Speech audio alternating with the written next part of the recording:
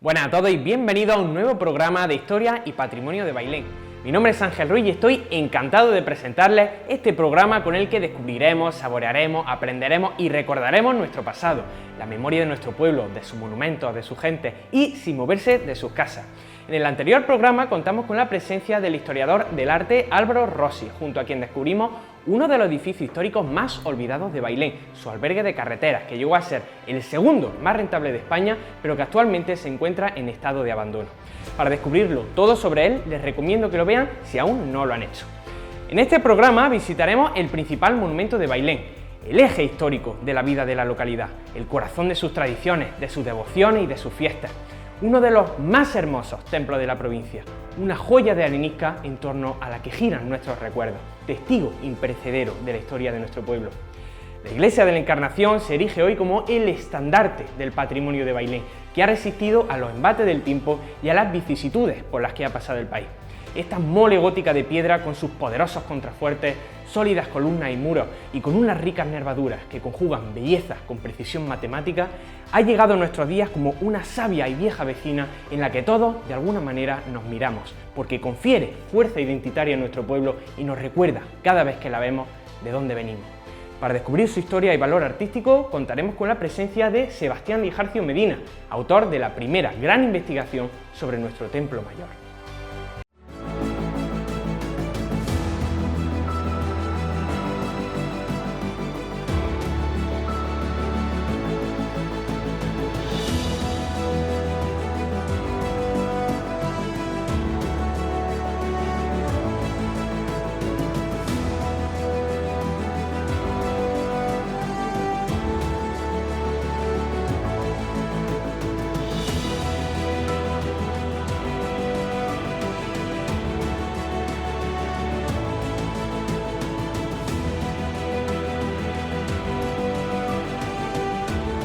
Buenas noches a todos, buenas Seba, muchísimas gracias por venir a este nuevo programa que irá sobre uno de tus temas de especialidad, que es la Iglesia de la Encarnación. Bienvenido y muchísimas gracias por aceptar la invitación. Muchas gracias por invitarme, Ángel. Buenas noches y nada, encantado de estar aquí. Vamos a echar un rato hablando de uno de los edificios más importantes que tenemos aquí en nuestro pueblo, la Iglesia de la Encarnación. Por supuesto, como hemos comentado en la introducción, Rafa es el autor, Sebastián es el autor del primer y gran libro sobre el Templo de la Encarnación, ¿no? Es la mejor obra que se ha escrito hasta ahora, que me parece que no había ningún libro, ¿no?, monográfico sobre la Iglesia. No había ni escrito ningún libro, lo que sí había era bastantes artículos, había artículos en revistas, había folletos, había muchos tipos de publicaciones, pero ninguna con un formato de libro que se pudiera comercializar o que se pudiera buscar en una biblioteca. Claro, y este, bueno, un libro magnífico, muy completo sobre la Iglesia, con además imágenes muy interesantes, con un estudio, una aproximación histórica y artística excepcional hacia este gran monumento de Bailén, que además les recomendamos que adquieran. ¿Dónde se puede comprar el libro? Bueno, pues se puede comprar en cualquier librería de aquí de Bailén, incluso alguna librería también lo tiene a la venta por internet, y en el Museo de la Batalla también lo tenemos. En fin, en Bailén es muy fácil de encontrarlo. Muy bien, luego te voy a pedir que me lo firme, ¿eh? Desde 2015, se publicó en 2015 y lo publiqué como un trabajo del fin de máster de la universidad, del máster de patrimonio que realicé la primera edición de ese máster, y bueno, acabé con una nota de 9,5, que para mí fue bastante un logro, pero también tengo que decir que así ya fue de 2015 y bueno, desde 2015 ahora ha habido muchas actualizaciones y se podría hacer una reedición nueva, arreglando muchas cositas y añadiendo otras muchísimas que se han ido descubriendo poco a poco. Bueno, Seba, tendríamos que empezar hablando. Yo te quiero preguntar, tú como experto en la historia del arte y especialmente de la Iglesia de la Encarnación, te quiero preguntar tú personalmente, ¿cómo valoras la Iglesia de la Encarnación desde el punto de vista histórico-artístico? ¿Qué valor tiene? ¿Qué relevancia tiene? Bueno, objetivamente, es muy buena pregunta, pero objetivamente pues yo por mi relación que he tenido con la Iglesia a lo largo de toda la vida y también por el estrechos lazos que he tenido a la hora de la investigación que he realizado durante tanto tiempo durante la Iglesia, pues para mí no puedo decir que es la más importante para mí, pero objetivamente sí que es verdad que es una de las más importantes de la provincia de Jaén. De hecho, es una de las más antiguas, porque gótico en la provincia hay más bien poquito, no tenemos mucho gótico, en cambio la Iglesia de la Encarnación, junto con algunas de Andújar, algunas de Jaén, de Úbeda, pues de lo poquito gótico que tenemos en la provincia. Yo la pongo al mismo nivel que iglesias como por ejemplo la Asunción de Villacarrillo, la Catedral de Baeza, por ejemplo también la del Salvador de Úbeda, la Magdalena de Jaén, así, San Ildefonso también de Jaén. Son una iglesia que tiene mucho en común con la nuestra y que yo la pongo, en cambio, las pongo al mismo nivel que esa. Lo que pasa es que por algún extraño motivo que yo desconozco, pues la Iglesia de la Encarnación ha sido un templo que ha pasado muy desapercibido tanto en los estudios universitarios, en las rutas turísticas. Entonces no se ha dado la importancia que verdaderamente merece, pero no debemos olvidar que la Iglesia de la Encarnación es monumento nacional desde el año 1985, que fue declarado bien de interés cultural, y además que, como digo, es una de las más antiguas y por lo tanto también de las más valiosas de la provincia. Bueno, y o sea que tú la pones en el top casi de las grandes iglesias de la provincia, ¿no? De las que merecen una especial repercusión, ¿no? Que tienen una especial repercusión artística. Sí, en Jaén yo la tengo ahora mismo en el top 10 y algunas de sus partes, como vamos a ver después, la portada manierista, la que llamamos como principal, esa incluso yo la pongo en un top incluso andaluz y casi, si me apuras, nacional. Eso sin duda. Luego pasarme a hablar de la portada, pero sin duda es absolutamente excepcional. Bueno, Seba, nosotros estamos hablando de la iglesia desde nuestra perspectiva actual, pero yo te quiero preguntar cuál ha sido la relevancia que le han dado las personas que han pasado por Bailén a lo largo de la historia. O sea, ¿se han fijado en ella?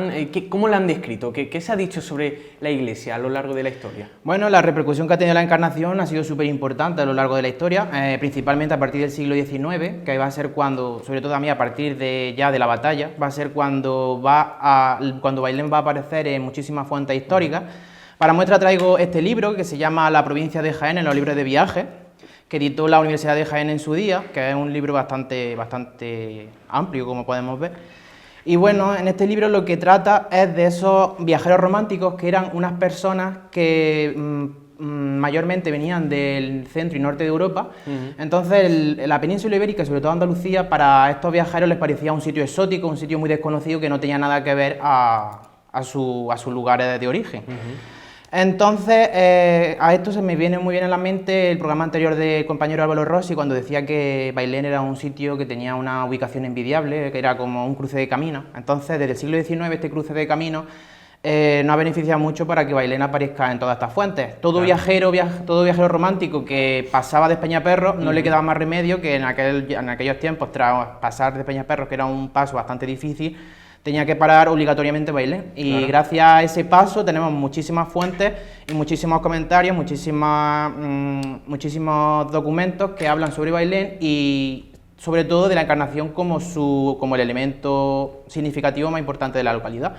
De hecho, en este libro dedicado a la provincia de Jaén, aparecen muchísimos de los pueblos, muchísimas de las menciones de estos viajeros, pero Bailén, Andújar, Baeza son los tres pueblos que más referencias tienen de toda la historia del siglo XIX. Claro, o sea, al convertirse Bailén en ese eje de camino, desde, me parece, la segunda mitad del siglo XVIII, claro, todo el mundo tiene que pasar obligatoriamente por Bailén y claro, ejércitos, reyes y por supuesto viajeros desde toda Europa, con lo cual pues dejaban escritos su impresión, ¿no?, acerca de Bailén y de su iglesia, que era como el monumento más prominente. Era lo que más llamaba la atención. De hecho, yo destaco de entre todos los que han pasado, pues los más reseñables pues son Antonio Pons, que vino en el siglo XVIII, también Pascual Madoz, y uno muy interesante que traigo sus palabras textuales fue Gautier, que era un francés, que sus palabras textuales decían así, decía que la iglesia de Bailén, cuya construcción no se remonta mucho más allá del siglo XVI, sorprendíame por su color extraño. La piedra y el mármol, quemados por el sol de España, en vez de ennegrecerse como bajo nuestro cielo húmedo,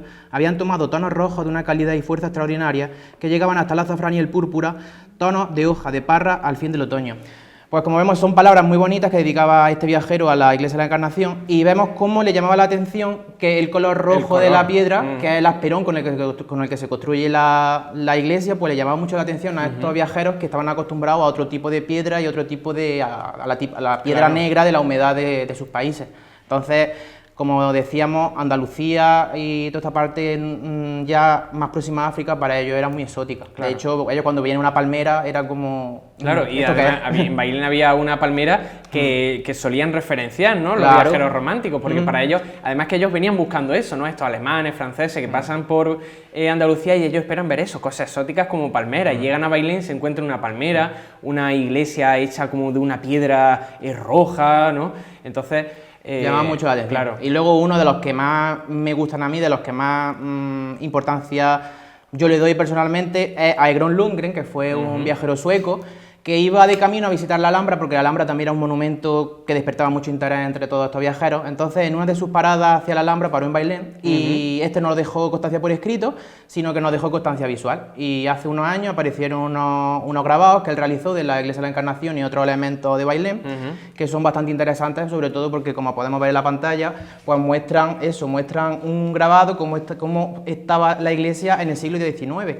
Vemos cómo tenía un reloj, que tenía sus péndulos, que incluso, esto da para hablar mucho más en profundidad, pero se ve actualmente en la torre se ve el rastro de esa existencia del reloj que se ve como ahí. Una marca vertical, ¿no? En la torre que correspondía, como dices, con unos péndulos, ¿no? De un reloj.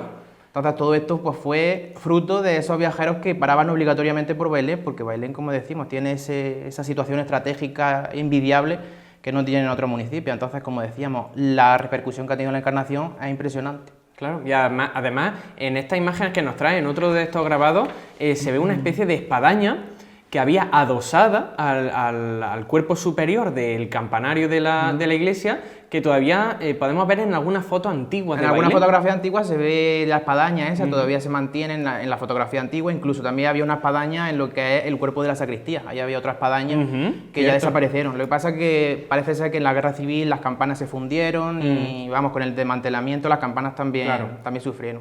Las actuales son nuevas. Bueno, Seba, ¿y tú considerarías que la Iglesia de la Encarnación tiene algo que la convierta en un edificio de especial singularidad que no tengan otras iglesias del entorno o incluso de Andalucía?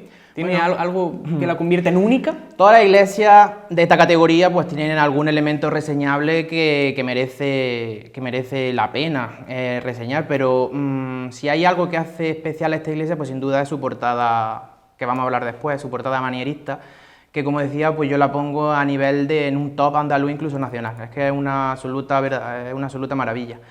Por desgracia está en mal estado, como vamos a ver también después, pero es que es una absoluta maravilla. Entonces esto yo considero que es lo que más única hace nuestra iglesia. Luego también, como algo peculiar de nuestra iglesia, que también es algo que tienen otras muchas, pero es una iglesia en la que se van a dar citas estilo gótico, estilo renacentista, estilo manierista, estilo barroco. Incluso esto ya sí es algo que lo hace verdaderamente peculiar, se va a dar cita aquí también arte contemporáneo, arte del siglo XX, como va a ser ese retablo que se hace en los años 60 de Carulla, el artista catalán, que choca mucho ver una obra contemporánea en una iglesia tan antigua. Que lo estamos viendo en la imagen, pero aunque al fin y al cabo es un retablo, claro, ¿no? Es un retablo que no es un retablo en madera, es un retablo en piedra, pero es algo contemporáneo que se mezcla y se introduce, para mí bien, con la arquitectura gótica, y eso es algo que verdaderamente ninguna iglesia tiene y la hace verdaderamente especial desde mi punto de vista. Es decir, que con la Iglesia de la Encarnación pasa como con las grandes catedrales, ¿no? Hay muy pocas catedrales que sean puramente renacentistas o puramente góticas, sino muy poca. Dada la relevancia que han tenido, pues se le han ido añadiendo cosas. Y lo mismo ocurre con la Encarnación, ¿no? Prácticamente desde época donde predomina el gótico hasta la época contemporánea, hasta el siglo XX, tiene unos añadidos que, como dices, es una de las cosas que le da esa y como veremos, pues se van a empezar a construir en gótico, se va a terminar de construir en renacimiento,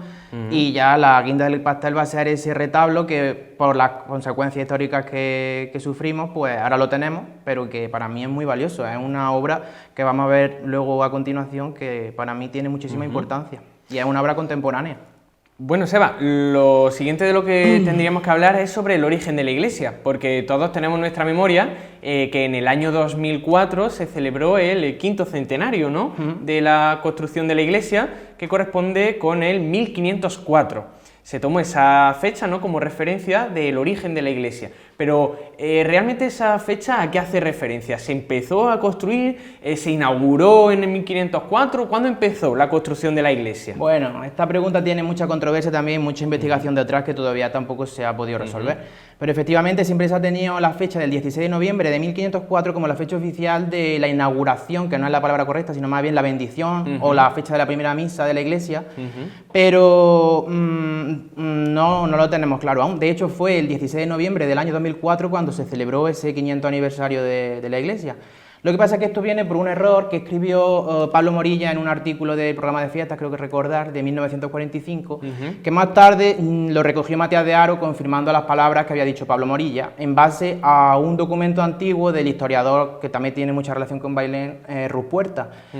Entonces, entre Pablo Morilla y Matías de Haro, pues hicieron ahí esa confirmación, le siguieron el rastro uno a otro y entonces se ha creado ese fallo. Lo que ocurre es que para la fecha del 16 de noviembre, y esto fue un dato que también cayó en la cuenta del profesor Paco Linares, para el 16 de noviembre de 1504, lo que dice Ruz Puerta es que el edificio ya estaba construido y ya estaba a pleno rendimiento, por tanto no podía ser la fecha de la inauguración. Claro. Lo que sí tenemos claro es que la inauguración se tuvo que hacer, la bendición tuvo que ser un día cualquiera, que no sabemos cuál, un día cualquiera que va de 1500 a 1504. En esa horquilla de 4 años fue el día que se bendijo el templo. Pero vamos, si tenemos la fecha de 1504 como oficial, pues por ahora no podemos hacer otra cosa. Claro. Los inicios de la construcción del templo los tenemos que remontar a finales del siglo, al último cuarto del siglo XV, en pleno periodo de los Reyes Católicos, en el que la iglesia pues empezó a construirse en ese estilo gótico que llamamos comúnmente isabelino, porque fue el estilo oficial de la corona, gracias a la reina Isabel. Luego, por ejemplo, en España tenemos el estilo isabelino, en Portugal tenemos el manuelino, pero vienen a ser lo mismo. Entonces, la iglesia se va a empezar a construir en estilo gótico y va a terminar por construirse en estilo renacentista. Ya una vez que poco a poco, progresivamente, con el paso de los años, empiezan a llegar las influencias del Renacimiento italiano a España, pues se van adquiriendo ese gusto estético por los nuevos estilos, y entonces la iglesia va a ver un cambio muy sustancial desde un gótico hasta un renacimiento progresivamente, como bien vamos a ver en la siguiente parte. Bueno, y hablando sobre el aspecto exterior de la iglesia, llama la atención que cuando uno piensa en el estilo gótico, pues se le viene a la cabeza pues la Sainte-Chapelle de París, ¿no? O Notre Dame, o la Catedral de Burgos, ¿no? O la Catedral de Sevilla. Son edificios de una notable altura, con pináculos, con vidrieras, sobre todo la palabra que una de las cosas que más definen el gótico es grandes vidrieras, ¿no? Los muros se aligeran y se llenan de vanos enormes que dejan pasar la luz a través de esos cristales coloridos, pero sin embargo la iglesia de la Encarnación tiene un aspecto casi, diríamos, fortificado, ¿no? Con muros muy anchos, muy robustos, con contrafuertes también muy grandes. ¿A qué se debe esto? ¿Por qué es este gótico de la iglesia de la Encarnación es tan peculiar? Casi, si me permite, relacionado casi con algunas características del románico, ¿no? Porque el románico tiene ventanas pequeñas, muros anchos, pero ¿a qué se debe esto? Tienes toda la razón. De hecho, en muchas guías y en muchos documentos por internet vamos a ver que la iglesia también, aparte de gótico, también tiene románico, cosa que es falsa porque la iglesia de la Encarnación no tiene nada de románico. Se empieza a construir en gótico, se termina de construir en Renacimiento, pero el románico ya estaba bastante superado y atrasado. Entonces nos resulta chocante porque cuando pensamos en arte gótico, pues lo que tú dices, cuando pensamos en arte gótico, pues pensamos en muros en altos, en techos muy altos, en edificios muy finitos que sostienen los contrafuertes, en ventanas muy grandes decoradas con rosetones, o ventanas decoradas con vidrieras de colores. Entonces, cuando pensamos en un gótico, lo que vemos es una interpretación de Dios a través de la luz. Es como que Dios entra a través de la luz y eso nos choca cuando hablamos de que la iglesia de la Encarnación es gótica, cuando en verdad no entra apenas luz, es muy poquita la luz que entra. La iglesia de la Encarnación también se asemeja mucho más a ese carácter fortificado que tú dices, que a mí me recuerda mucho a la Catedral de Almería, que la Catedral de Almería realmente sí tiene un carácter de fortificación, de defensivo, pero en cambio la catedral, o sea, la iglesia de la Encarnación no. Esto sucede pues porque, a diferencia del románico, que tenía un estilo muy marcado, tenía unas características que eran muy iguales en todos los países y en toda la obra. En el gótico va a haber una diversidad de estilos muy grande, por eso tenemos una diversidad muy grande entre el gótico francés, entre el gótico castellano, el gótico levantino, van a haber muchísimas diferencias.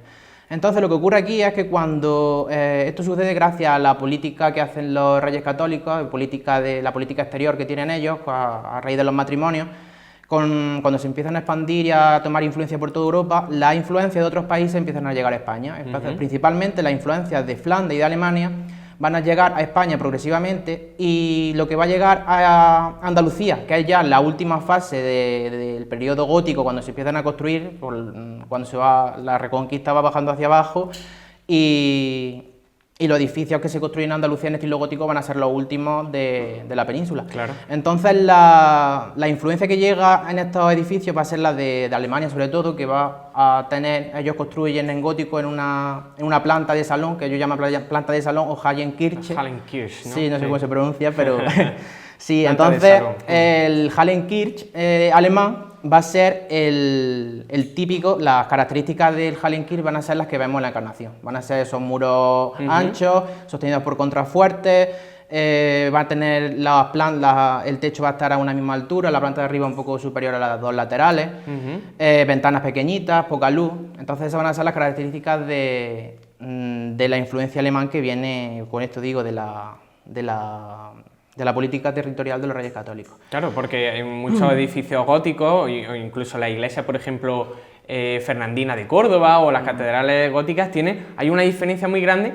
de la nave central respecto a las laterales, ¿no? Claro, pero en la Encarnación es muy poca. Hay diferencia, pero es muy poca. Es una diferencia mínima. La nave central tiene una poquita más altura que las dos laterales, pero sigue siendo una planta de salón. Y es la influencia que llegó de esta Hallenkirche.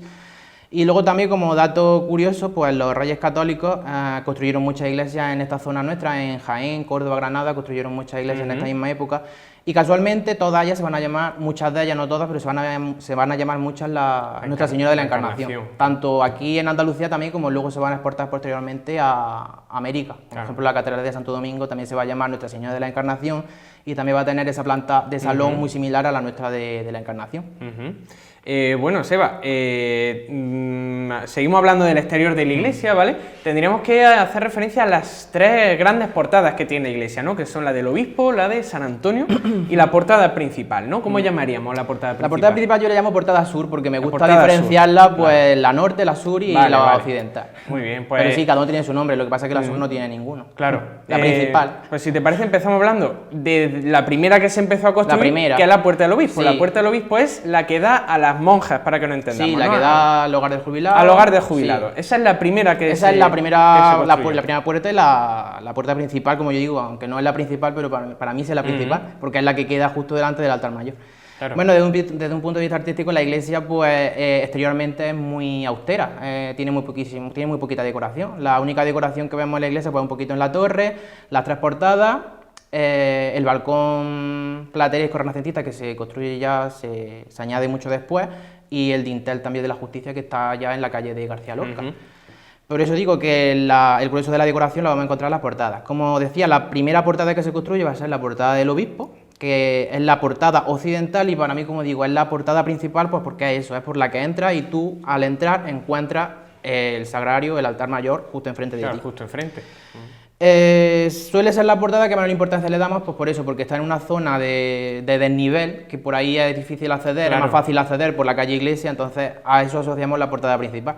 Pero sí, como digo, es la principal, la del obispo, y fue la primera en construirse. Se construye en un estilo más primitivo, se construye en un gótico que, si nos fijamos, tiene un arco polilobulado que recuerda mucho a ese arte hispano-musulmán. Luego vemos que tiene una decoración de dobles baquetones con unos capiteles muy pequeñilos, que tiene una decoración, como vemos, de una decoración vegetal, que también va a tener en el lado izquierdo, va a tener granadas, pues en clara alusión a eso, a los Reyes Católicos, al Reino de Granada. Como vemos, pues lo que digo, tiene ese estilo un poquito que se asemeja todavía al arte musulmán, Cierto. por lo que podemos decir que es un gótico tirando a mudéjar. ¿No piensas tú que falta un un buen rosetón encima de esta puerta, porque claro, queda la puerta como muy solitaria, ¿no? Y Sí. la nave como muy alta, ese muro muy alto. Claro. Pero ahí me falta un buen rosetón. Ahí le faltaría un rosetón, pues como la iglesia que decimos, la iglesia fernandina de Córdoba, tendrían ahí un buen rosetón con vidrieras. Pero como te digo, al ser esto un modelo como que viene de Alemania, la planta de salón, el Hallenkirch, estos rosetones Claro. no son típicos de esto. Además, estos muros tan gruesos no permiten que se hagan vanos grandes, porque entonces Claro. el peso caería. Claro, Por de eso hecho- el gótico, la característica es esos muros tan finitos claro. que los sostienen los arbotantes. En este Es- caso, los eso- arbotantes que tenemos son muy pequeñitos, que Sí. están debajo del techo, que para verlos hay que subir al campanario y meterse por allí, por encima de las bóvedas, y ahí se pueden ver los arbotantes. Pero son muy pequeñitos. Entonces, en esta iglesia, con esos muros tan anchos y tan pesados, no hay lugar a que haya ahí un rosetón. Claro, Imposible. eso lo vemos en las pocas ventanas que tiene la iglesia, que claro, como los muros son tan anchos, está la ventana que da hacia afuera, pero luego hay como un... Como un abocinamiento muy claro, grande. claro, y eso en un rosetón pues quedaría Son extraño. muy pequeñitas, porque es que si la ventana fuera muy grande, entonces el muro Claro. no podría cargar con el peso. Bueno, pasamos ahora a la portada de San Antonio, que estamos viendo en las imágenes. Sí. Esta portada se llama de San Antonio, si no me equivoco, porque justo encima de la puerta hay un nicho donde había una imagen de San Antonio, ¿no? Pero Sí, que en algún momento efectivamente. se perdió. Esta es una portada que a mí personalmente me gusta mucho porque tiene una decoración típicamente muy gótica, la que conocemos pues de película y demás, es muy gótica esta decoración. Esta decoración va a pertenecer ya a un gótico ya muy final, que se va a llamar gótico flamígero, ya en el momento en que ya empiezan a aparecer los nuevos gustos artísticos del Renacimiento. Entonces el gótico flamígero ya es un gótico que ya empieza a olvidarse, a dejarse. Claro, tiene mucha Entonces decoración. vemos aquí una bóveda, o sea, un arco carpanel así abocinado. Se llama San Antonio porque tenía en la ménsula que está en la clave del arco, había una figura de San Antonio que en la siguiente foto, que pueden ver las pantallas, ahí se ve, es antes una fotografía de los años 30, que se ve ahí la figura, no sabemos muy bien, pero supuestamente es un San Antonio, ahí en la fotografía se ve. Y bueno, también comentar que esta portada, que es la del lado norte, debería tener una hermana prácticamente más o menos gemela en el lado sur, que es donde tenemos la portada principal, porque como vamos a ver ahora, la portada principal no es original del templo, sino que se va a añadir posteriormente. Claro. Entonces, originalmente ahí tenía que haber una portada, y la portada lo más seguro es que fuera una portada muy similar a la que tenemos de San Antonio. Claro, se construirían más o menos al mismo tiempo, con lo Claro. cual tendrían que ser dos Prácticamente portadas iguales. muy similares. Quizá incluso a lo mejor era hasta Incluso mejor. más decorada, ¿no? Sí. Pero sin embargo, pues bueno, posteriormente se decidió que esa portada sur, la que hoy consideramos Claro. la principal, se le diera mayor realce todavía, y entonces se decidió crear ese magnífico conjunto escultórico y arquitectónico, ¿no? Que casi parece un retablo hecho en piedra, Una Biblia. que es la portada. Claro, es casi una Biblia, ¿no? Una Biblia, como dicen en Semana Santa, la Biblia de los pobres, pues eso es lo mismo. ¿Y una Biblia. qué podemos hablar o cómo analizarías tú todo ese programa iconográfico que hay en la portada principal, esa que dices que es una de las mayores singularidades que tiene la Iglesia de la Encarnación? ¿Qué podemos decir?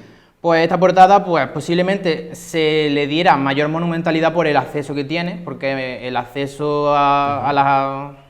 por la calle Iglesia es mucho mejor por ahí que por la parte del norte. Entonces posiblemente fuera por ahí por donde la razón que le quisieron dar para darle más monumentalidad.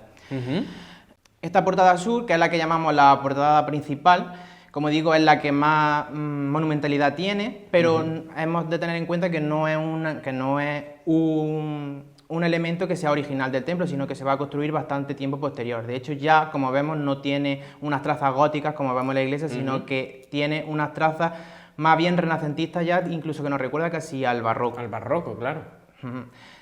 Sabemos que se construye en una horquilla de unos 10 años, entre 1566 y 1576, porque en la clave del arco, en ese gran arco de triunfo, que simboliza pues eso, el triunfo de la iglesia, tiene el escudo de armas del obispo Francisco Delgado, que estuvo en la diócesis de Jaén entre el año 1566 y 1576. Entonces, con lo cual ahí ya sabemos claro que con sí o sí cuándo ese- se tuvo que construir. año arriba, año abajo, pero sabemos que en esa horquilla de 10 años se construye esta portada.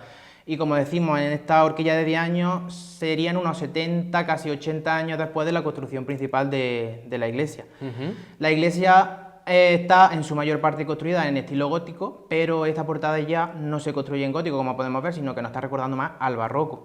Pero tampoco es barroco, es un estilo que se va a crear, un estilo transitorio entre el Renacimiento y el barroco, que se va a llamar manierismo. Entonces esta portada, la catalogación del estilo de esta portada, pues va a ser una portada manierista. El programa iconográfico que tiene es absolutamente sorprendente. Aparecen las 3 virtudes teologales, que son las 3 virtudes más importantes de la religión cristiana, como va a ser la caridad, la esperanza y la fe. Y en la parte principal de la portada lo que tenemos es la caridad, que aunque pueda parecer que era una virgen o la Virgen de la Encarnación, como mucha gente puede pensar, en realidad es una alegoría, ¿no? Una alegoría de la caridad, que siempre se representa mediante una mujer rodeada de muchos niños. Más arriba de la caridad encontramos la virtud de la fortaleza, que se representa mediante ese ángel que aparece con una columna partida, siempre se va a representar mediante esa columna partida en dos. En el lado opuesto vamos a encontrar la justicia, que también va a representarse mediante un ángel que aparece encadenado. Luego, justamente debajo de esas 2 virtudes, lo que vamos a encontrar va a ser la Virgen, que está arrodillada, también como mirándose en un espejo, me parece, que está mirando al lado opuesto, que está el arcángel Gabriel, que con esta escena lo que estaría dando sentido es al misterio de la Anunciación, Encarnación, porque siempre la Anunciación y la Encarnación se representan de la misma manera. Entonces, con estas 2 imágenes lo que hace es darle sentido en la portada a la vocación del templo. Y ya por último, en la parte superior, pues tenemos un óvalo donde aparece Dios Padre, que está mirando directamente al fiel, que está mirando desde abajo. Entonces, pues la impresión que da la portada pues es de magnitud. Si nos ponemos en la piel de aquellas personas de la época en el que la mayoría eran personas analfabetas y con muy poco nivel cultural, pues lo que vemos es un programa iconográfico que tiene una función catequética muy importante. También tenemos, si no me equivoco, el tetramorfos, ¿no? En los 4 evangelistas. Ah, sí, claro, el tetramorfo, que es una palabra que suena un poco rara, pero el tetramorfo es la representación de los 4 evangelistas a través de animales, aunque uno de ellos no es un animal, sino que es un ángel, que va a ser, vamos a encontrar a Lucas y a San Marcos y a San Lucas representados mediante un león y un toro a la izquierda, y a San Mateo y a San Juan, que se van a representar mediante un ángel y un águila a la parte derecha. Va a ser poco habitual que lo encontremos recostado, pero va a ser una de las características fundamentales del artista que lo hizo, que eso también es algo importante, porque ¿quién construyó esta portada? Esto es un dato que se conoce desde hace poquitos años, y podemos afirmar casi con total seguridad que es una obra de un importante maestro cantero, que burgalés, que se llamaba Diego de Pesquera, que cuando llegó a Andalucía participó en importantes obras como la Catedral de Granada o la Catedral de Sevilla. ¿Ese dato, por ejemplo, está en el libro? Sí, el autor está en el libro, sí. No recordaba. Sí. Fue una autoría que se hizo pues, a través de mirar muchísimas imágenes y darse cuenta de cómo trabajaba este autor. ¿Por qué vino a Andalucía siendo de Burgos? Pues porque el obispo que encargó la obra, Francisco Delgado, también era de Burgos, entonces es muy posible que se conociesen antes de llegar a Andalucía, entonces pues ya tenían esos contactos y gracias a eso este artista vino para Andalucía y fue donde se desarrolló su mayor parte de su obra por Jaén, Granada y Sevilla. Y bueno, pasando de la portada, entramos en la iglesia y vemos un despliegue arquitectónico maravilloso con esas complejas nervaduras que hay en esas innumerables bóvedas que tiene el interior de la iglesia. ¿Cómo valorarías tú esta galería, ¿no?, verdadera de arte, de nervaduras diferentes, con diferentes diseños, diferentes formas? ¿Qué podríamos decir acerca de esto? Este muestrario de bóvedas, pues yo lo catalogo prácticamente como de una obra catedralicia. Hay catedrales que nada tienen que envidiarle a nuestra iglesia de la Encarnación. Pocas iglesias, como digo, pueden presumir de tener un repertorio tan amplio y tan magnífico de figuras geométricas y de bóvedas tan rico como el que tenemos en Bailén. Claro, y viendo ya esta imagen que nos trae, Seba, pues es que cualquiera pensaría que esto no es sino el interior de una catedral, ¿no? Prácticamente una catedral. Y debemos darle las gracias a Antonio Baeza, el párroco que tuvimos hace muchos años, que fue el que le dio esa pintura blanca que en su momento fue muy criticada, pero que gracias a esa pintura se realza mucho más el dibujo geométrico de las nervaduras. Bueno, a mí siempre me gusta entrar a la iglesia, como decía, por la puerta del obispo, por la puerta de las pies, porque es muy significativa, ya que entrando por esa puerta te das cuenta del proceso constructivo que tiene la iglesia a lo largo de los años. Cuando entras por esa puerta del obispo, como decía, nos vamos a dar cuenta de cómo el gótico va abriéndose paso hacia un renacimiento progresivamente conforme vamos avanzando en la iglesia. Entonces, entrar por esa puerta para mí es muy importante para comprender el proceso constructivo. También, hablando de las bóvedas, podemos decir que en total son unas 15 bóvedas, como decía anteriormente, con esa planta de salón importada de Alemania, el Hallenkirch. Tenemos una nave más amplia, un poquito más ancha y alta que las dos laterales. Si nos fijamos en las dos laterales, el patrón geométrico se repite más o menos en una y otro lado. Claro, eso me estoy dando cuenta, sí, ¿no? Que se repiten un poquito. Pero en cambio, en la nave central, los dibujos son totalmente distintos unos de otros, son dibujos geométricos muy buenos que no tienen que ver uno con el otro. Son bóvedas que se sostienen sobre 4 arcos y bueno, sobre las bóvedas podemos decir que raramente en esta iglesia de la Encarnación no se construyen las bóvedas en piedra, sino que están construidas en ladrillo cocido. Entonces, claro, para que sí, no por tenga el tema tanto de peso, ¿no? pero Sí, no es algo común que se haga en las construcciones góticas. Entonces, los nervios, en este caso, la única función que tienen los nervios es una función decorativa y no estructural como si sucede en otras iglesias góticas.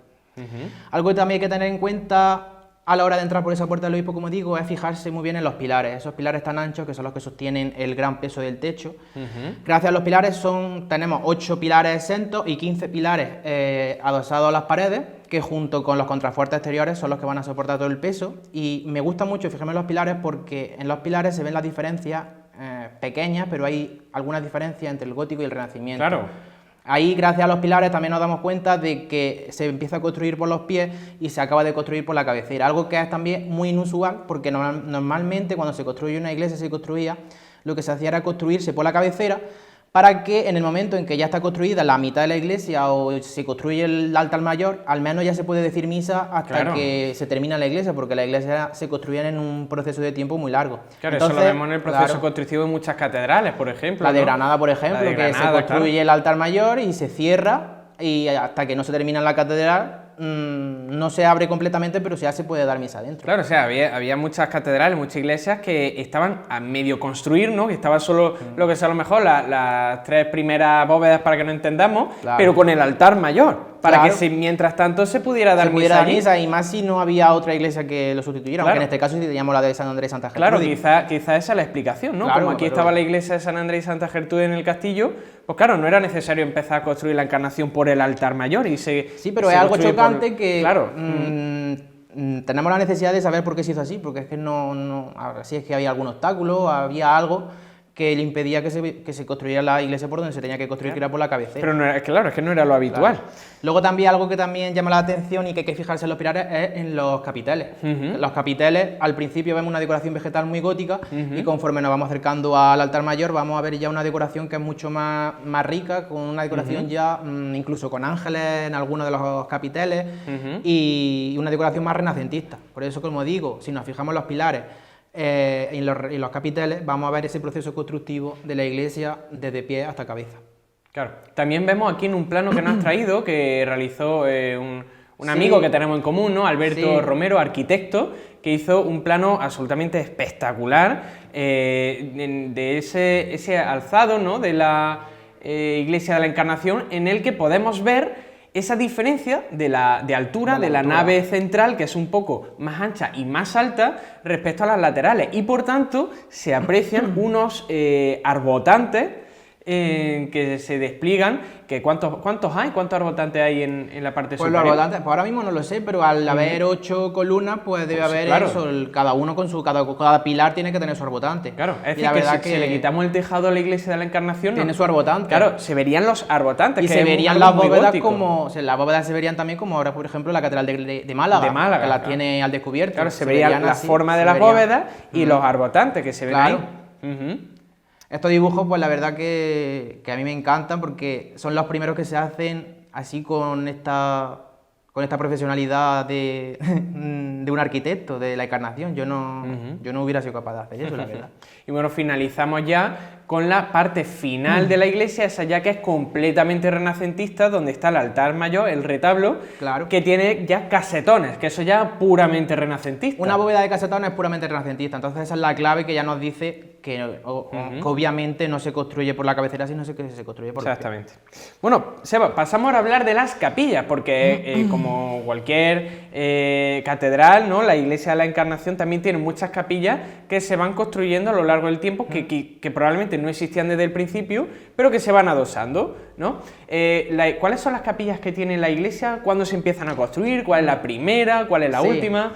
Bueno, en la iglesia de Encarnación tenemos 3 capillas principales, por decirlo así, y luego una hornacina, que también la llamamos capilla, pero no es una capilla, una hornacina.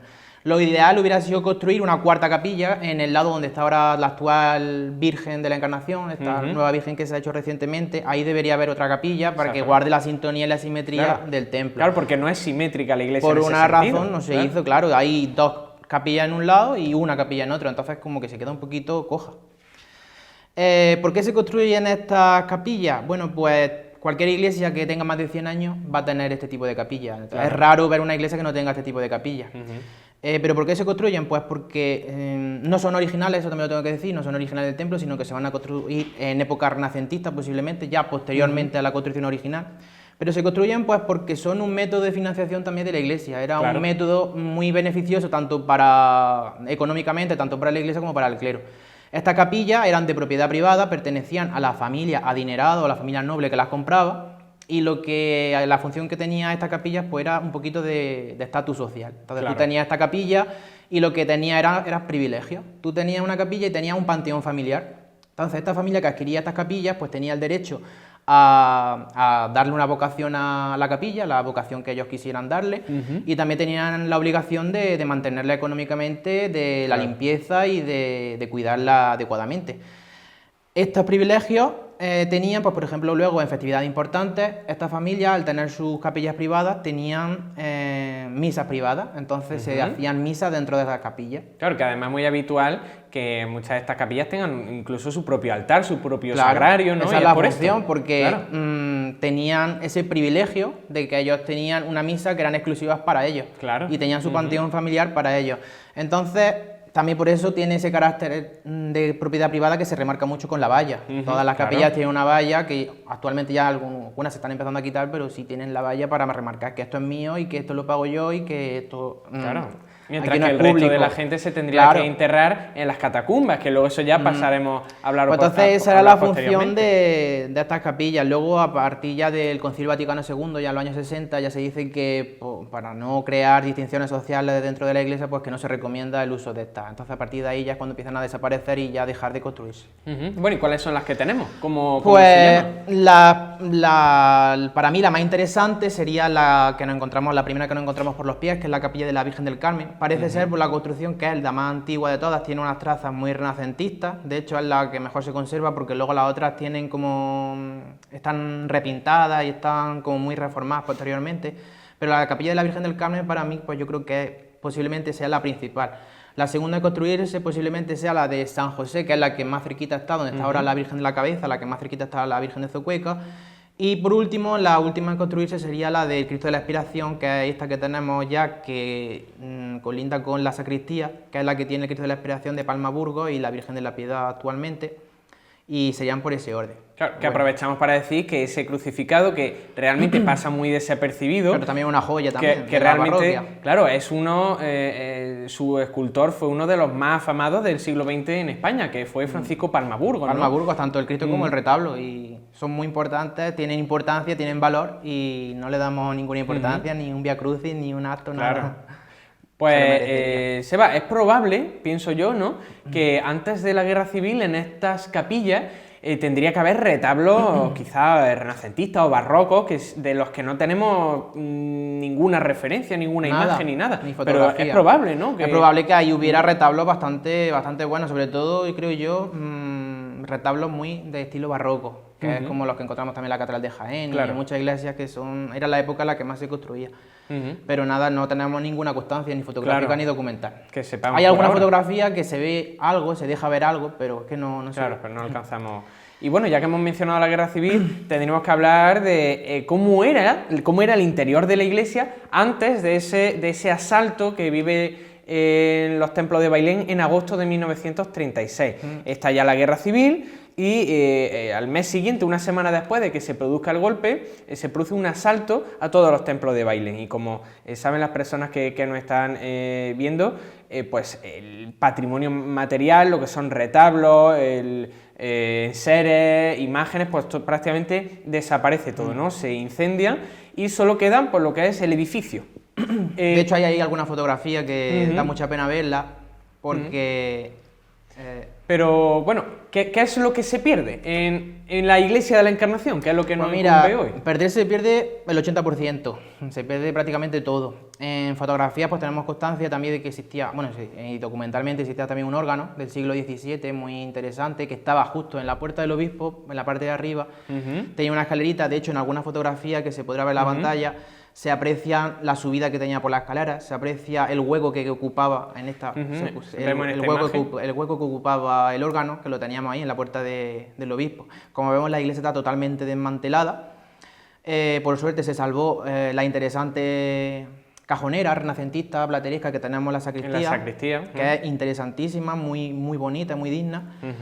Y se salvó, luego también se salvó la talla de San Dimas, que también podemos hablar un poquito acerca de... Sí, ahora hablaremos sobre San Dimas, que merece un apartado aparte. Sí, es un apartado aparte, valga la redundancia.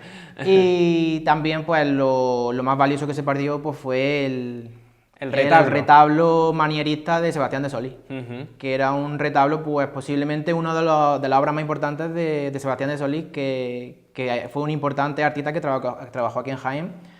Se conservan todavía algunos retablos de ellos, como por ejemplo el de Cambil, el de San Bartolomé. En Jaén, ¿no? Sí, el San Bartolomé de Jaén. Casi son muy parecidos, son hermanos gemelos, así, un primo por eso se parecen mucho. Y gracias a eso pues, nos podemos imaginar cómo sería originalmente. Pero el de Bailén era más grande y más monumental. Sí. Y bueno, se salvaron algunas columnas, creo que fueron unas 13 columnas, no me acuerdo cuántas fueron exactamente. Se pudieron salvar, que son las que actualmente están en el retablo de la Virgen de Zocueca, el nuevo retablo. Claro, que también nos ayudan mucho a imaginarnos cómo sería ese retablo original, ¿no? El dorado, los detalles, por esas columnas que milagrosamente se salvaron y que se instalaron después en el retablo de la... Sí, aunque al incluirse en el retablo, mi opinión es que ya se perdieron totalmente del todo, porque lo que hicieron ahí fueron repintarla de nuevo y perdieron toda su antigüedad. La única columna que podemos decir que existe ahora y que se conserva es la que está en San José Obrero. Está en San José. Que es el único vestigio que tenemos original del retablo de Sebastián de Solís. También tenemos un altar mayor que, aunque es posterior, ya es de época contemporánea, es un no es un neogótico, pero que es una de las cosas que a la gente mayor que afortunadamente vivió y vio la iglesia antes de que fuera asaltada, a todos les recuerda mucho ese altar mayor neogótico. Sí, fue un neogótico que se realizó para poner la Virgen de Zocueca, porque la Virgen de Zocueca, no olvidemos que en el retablo de Sebastián de Solís tenía su propia hornacina donde iba dentro. Lo que pasa es que estaba muy bajita y no estaba muy visible, entonces se decidió hacer este nuevo altar neogótico, que yo creo que hoy en día, si no se hubiera quemado nada y se hubiera conservado, hubieran obligado a que ese altar se quitara, porque está tapando totalmente la vista de una obra magnífica que es la de Sebastián de Solís. Ese altar neogótico no tiene ningún valor artístico. Pero bueno, es una pena también que se perdiera, obviamente. Mi abuela me referenciaba a él, me decía, tenía unos ángeles muy grandes que se ven ahí, ¿no? Y esos pináculos que enfatizaban mucho, quizás lo hicieron inspirado en ese estilo gótico, ¿no? de la iglesia. Sí, es un neo, pero que ya te digo que está tapando totalmente el retablo de Sebastián de Solís, que Sebastián de Solís es un artista importantísimo, que incluso el abuelo de Jaén está atribuido a Sebastián de Solís. Claro. Y bueno, no podemos dejar de hablar, que antes no lo hemos comentado, de las capillas. Pero nos falta una capilla muy particular, que es la Capilla del Rosario, La en la capilla que de la está Virgen del Rosario, San la Dimas. hornacina. La hornacina. Bueno, la hornacina. La hornacina de la Virgen del Rosario. Donde Que está también San Dimas. estuvo oculta también, porque había dos retablos. Donde está la Virgen de Zocueca había un retablo y donde está San Dimas había otro retablo. Entonces estaba la capilla, estaba como oculta tras la pared. Pero bueno, desaparecen esos retablos Desaparecen, laterales y aparece esa hornacina gótica en la que está San Dimas, ¿no? ¿Qué podemos decir? Pues posiblemente sea original al templo, se construye al mismo tiempo que se construye la iglesia. Lo que sí es verdad que las pinturas no son góticas como se piensa, pues porque aparte de que está fechada, tiene una manera de hacerse un poquito tosca, un poquito a la manera antigua, pero no son pinturas góticas. Claro, casi lo parecen, ¿no? Lo parecen por la manera, pero no, son pinturas ya que se hacen en una época barroca, son bastante posteriores. Aquí pongo una comparativa entre un ejemplo anónimo que encontré en Valladolid y el ejemplo que tenemos aquí en Bailén, que es la Virgen del Rosario, que se representa dándole el rosario a la orden dominica, orden dominica, claro, a Santa Catalina y a Santo Domingo, que son los fundadores. Entonces yo pienso que porque la orden masculina se representa a la izquierda y la femenina se representa a la derecha. El niño se lo está dando a la orden masculina y en cambio la Virgen se lo está dando a la orden femenina. Exactamente. Una capilla que posiblemente, esto Juan Pedro, el compañero Juan Pedro nos lo puede decir con muchos más datos que yo, sabe mucho más de eso. Había ahí la talla de la Virgen del Rosario de Bailén, que tenía una cofradía propia. Esa no es la fotografía de la Virgen del Rosario, pero hay fotografías antiguas que sí, que se ve la fotografía de la Virgen del Rosario. Que hubo un momento en el que la Virgen de Zocueca estuvo en esa capilla. Sí, la Virgen de Zocueca ha estado andando por muchos sitios en la iglesia. Sí. Hasta que ya ha encontrado su sitio definitivo. Es muy importante las pinturas porque lo que se conserva, que es una pena en el estado de conservación que tiene, a ambos lados, en el izquierdo y derecho, pues se encuentran representaciones de los misterios gloriosos y los misterios gozosos. Luego, la parte del ático se encuentra la Santísima Trinidad con Dios Padre, Jesús, la Virgen. El Cristo resucitado, ¿no? Sí, claro. Sí, y es una pena porque se han perdido también la parte de abajo. Claro. Hay fotografías de los años 50 en la que se hace una comparativa de cómo se ha perdido toda la pintura en cuestión de 50 años. Claro. Y esto también es pues por la humedad, por el uso de velas, que se siguen usando, que no me lo puedo explicar cómo siguen poniendo velas ahí. También por el cuarto de baño que se hizo detrás de la hornacina. Es que son muchos elementos que han hecho que esta obra magnífica, valiosísima, se esté perdiendo en cuestión de muy poco tiempo. Y bueno, no podemos pasar tampoco la magnífica talla de San Dimas, de la que tanto se ha hablado y a la que, aunque no sea un santo con mucha devoción, pero que en Bailén, gracias a la talla que se conserva, la gente, todo el mundo conoce a San Dimas y le tiene un especial cariño a esta talla. Sí, incluso devoción. Incluso devoción, ¿no? Porque hay gente que le pone vela a San Dimas, la talla que más quiero a la impresión que provoca esta talla, que hasta para cualquier persona que no tenga formación artística y nada de eso, sabe al momento que esta talla tiene algo especial y que se ve que es buena. Que se ve que es buena, que se ve que es extraordinaria. ¿Qué podemos decir de esta que una quizás de las mejores esculturas que se conservan en la provincia de Jaén? Yo diría incluso que hasta... Bueno, salvo algunas excepciones, la mejor. Quizás, ¿no? De hecho, en una exposición que hubo en la Catedral de Jaén fue la obra estrella de la exposición. Y bueno, de San Dimas pues podemos decir que ha tenido también mucha leyenda atrás, antes de que se llegara a investigar correctamente. Se decía que tenía la autoría de quien lo hizo, lo tenía escrito en la lengua, algo falso. Bueno, pues es una talla absolutamente magnífica. También se ha pensado que era de Martín de Montañés o de incluso Alonso Cano, que hubiera sido magnífico, que hubieran sido, que en Bailén tuviésemos una obra de alguno de ellos. Pero ya con los últimos descubrimientos pues nos dimos cuenta de que no era tan antigua como se pensaba, sino que ya pertenece ya al siglo XVIII. Claro. Y hay obras de Juan Pascual de Mena, que fue un artista que se desarrolló artísticamente en Madrid, en Madrid capital. Y bueno, la tenemos en Bailén gracias a las desamortizaciones que se hicieron. El duque de Bailén la adquirió en una de las desamortizaciones y fue él el mismo el que la trajo aquí a Bailén. Y es ahora donde la tenemos. Bueno, Seba, pasamos ahora, ya hemos mencionado que podríamos estar tres programas hablando del retablo de Sebastián de Solís o de estas magníficas esculturas, ¿no?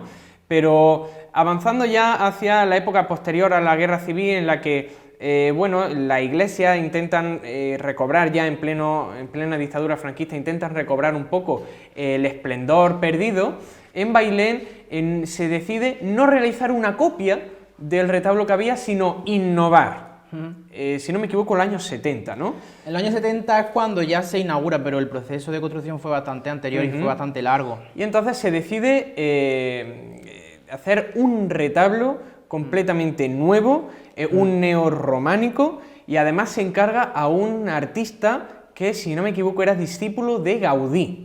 Sí, y tiene mucha relación con él también. Y tiene mucha relación con él. Sí. Que, sin embargo, es quizá uno de los ejemplos artísticos más incomprendidos de Bailén, porque siempre todavía, a pesar de que hayan pasado tantas décadas, la gente sigue diciendo todavía, pues a mí no me gusta, otros, pues a mí sí me gusta, tal.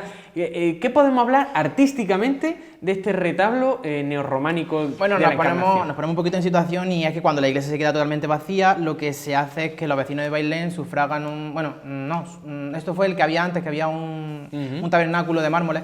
Cuando acaba la guerra, la familia Corchado vuelve a realizar ese tabernáculo para que la iglesia no quedara vacía. Claro. Entonces, en 1959 viene el obispo don Félix Romero Mengíbar, que es el obispo que había en el momento en la diócesis, y le sugiere al párroco que la iglesia estaba muy desangelada, que estaba muy fría, que necesitaba pues darle un poquito de majestuosidad y un poquito de adecentar un poco la iglesia, porque estaba totalmente fría y vacía.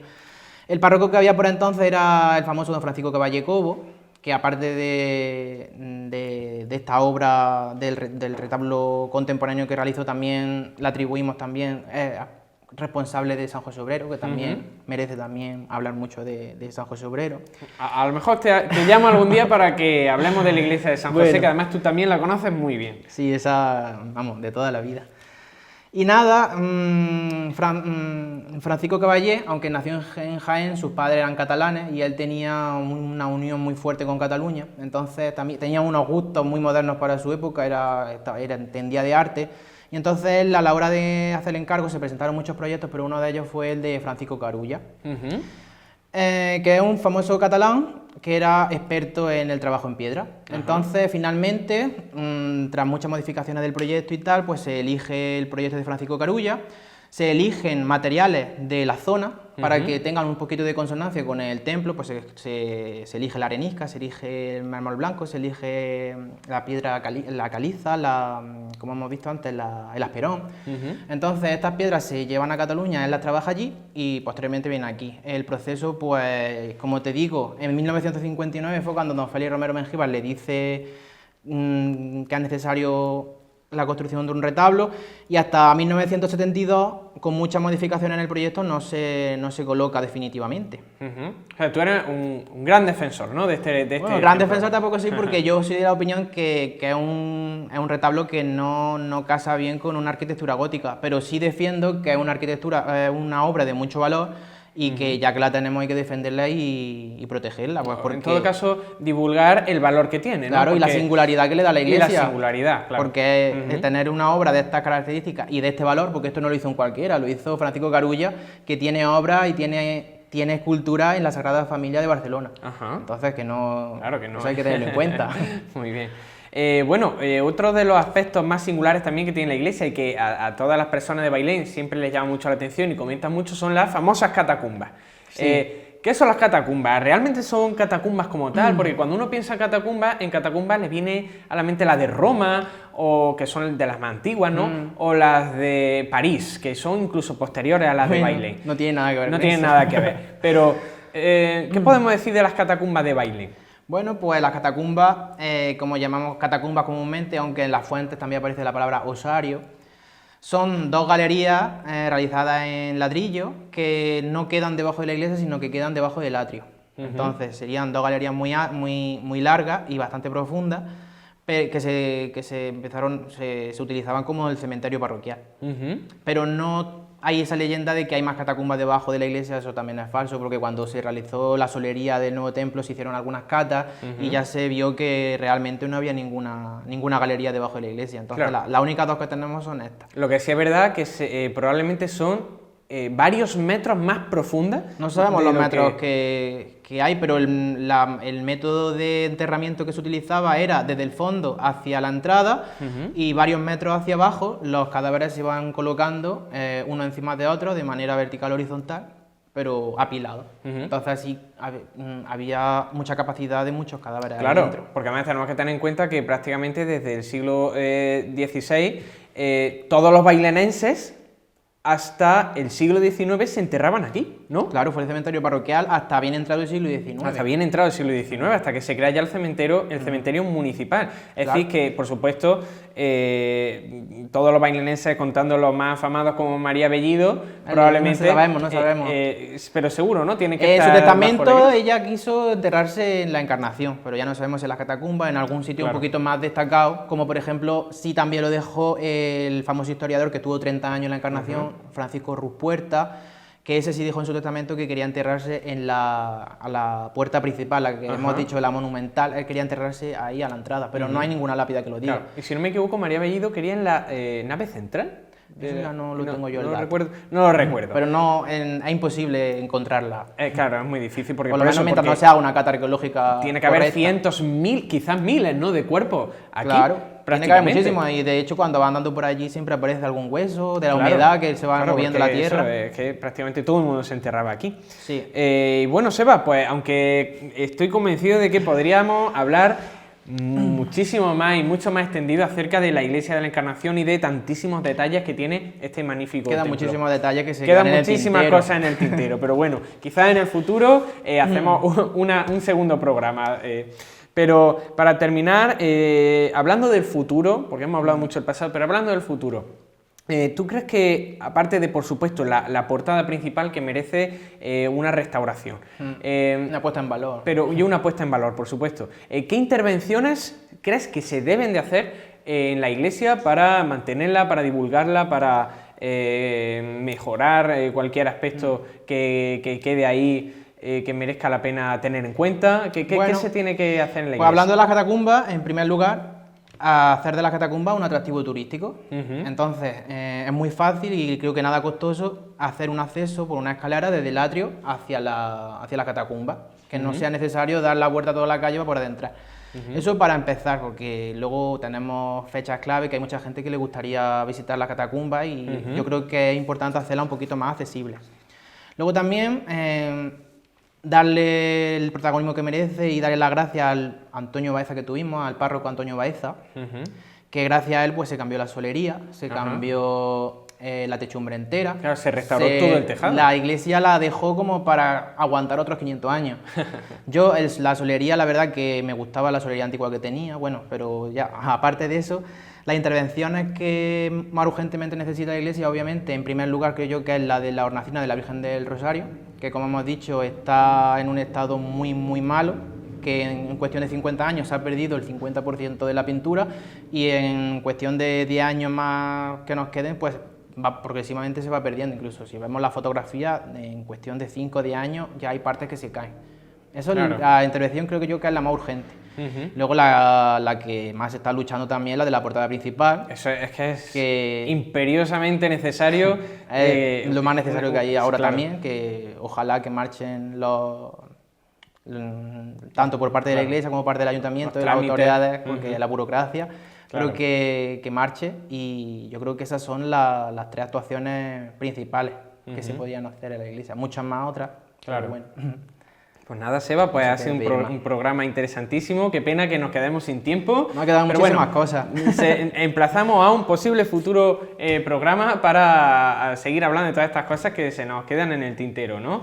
Pero bueno, Seba, ha sido muy interesante, como siempre, tu intervención, y que compartas con nosotros tu sabiduría acerca de la Iglesia de la Encarnación, a la que tantas horas de investigación le has dedicado, y que gracias a eso pues podemos seguir valorando y comprendiendo nuestro patrimonio religioso, ¿no? En este caso la Iglesia Mayor de Bailén. Pues Seba, muchísimas gracias de nuevo por venir, por invitarme. Y nada, y a ustedes les emplazo a seguirnos en nuestro siguiente programa de Historia y Patrimonio de Bailén.